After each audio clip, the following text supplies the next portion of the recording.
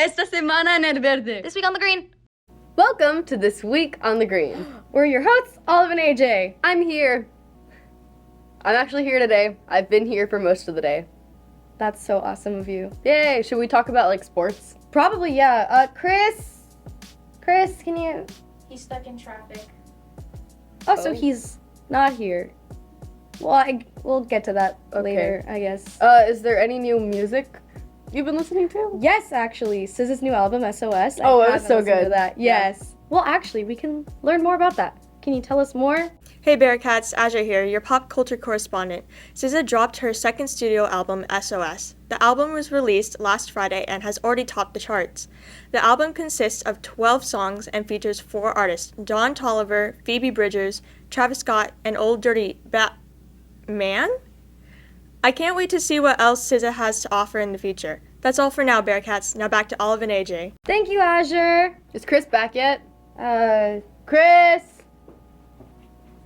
Traffic sucks.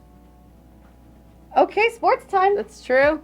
Hey guys, it's Chris with your sports report. Varsity and JV girls soccer beat San Dimas on Tuesday, taking back the Smudge Cup, and they beat Diamond Ranch on Thursday.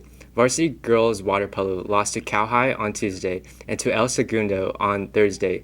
Varsity and JV boys soccer beat San Dimas on Tuesday, also taking back the Smudge Cup.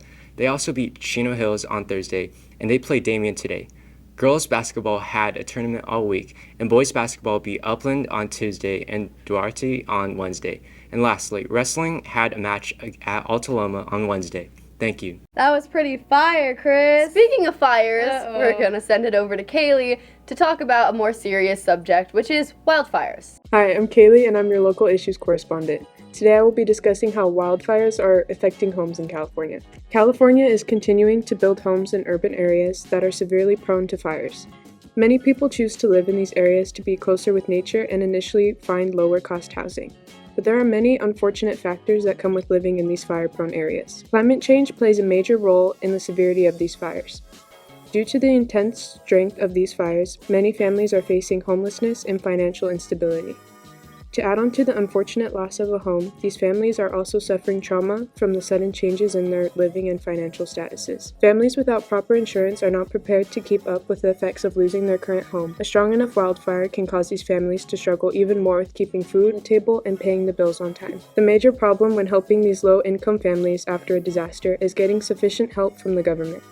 Unfortunately, the government cannot provide federal funding unless the fire is large enough to be declared as a federal disaster. Wealthy families in California can easily bounce back after a disaster such as a wildfire, while the lower income families struggle to survive. Families without home insurance are eligible to accept up to $34,000 from the Federal Emergency Management Agency. This is to help with repairs, but this is not a long-term solution. As the frequency of these fires continue to increase, it is causing available housing resources to be very difficult to use under its high demand. The insufficient government assistance through these times are leaving more families searching for long-term solutions to have a stable home in their community.